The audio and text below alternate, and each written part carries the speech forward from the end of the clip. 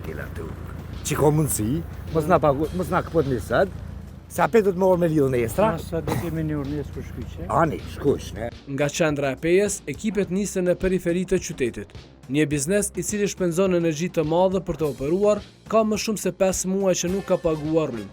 Ekipet e Kecit që fillimisht identifikojnë e me pas marrin veprime bazuar në legjislacionin e fuqi, vizitojnë biznesin. Fillimisht, pronarit i kumtojnë arsyeën e vizites.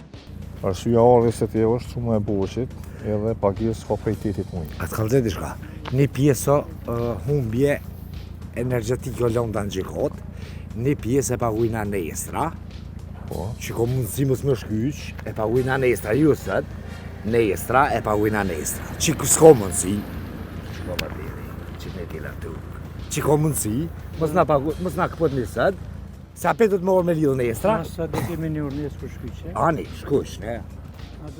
Ekipet konstatojnë se njëjti ishte shkyqur edhe më parë nga rrjeti, por pronari i biznesit kishte kryer lidhje ilegale madje të rrezikshme. Lidhja urdhërohet të shkëputet. Kjo është konsumator që thirret me grupin 6x6, ka veprimtari diçka më përshihet.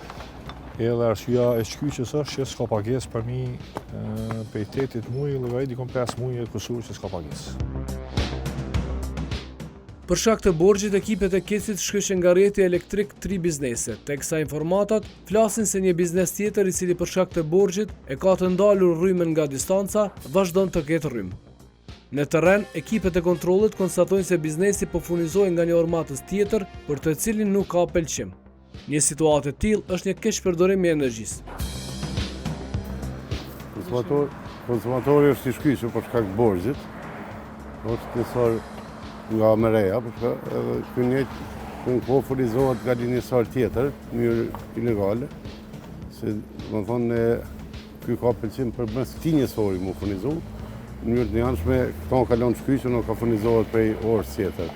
Për atë arsye shkyqet, ky është i shkyqur për shkak të borxhit, e ka lidhur nëpërmes njësorit tjetër, e furnizon objektin.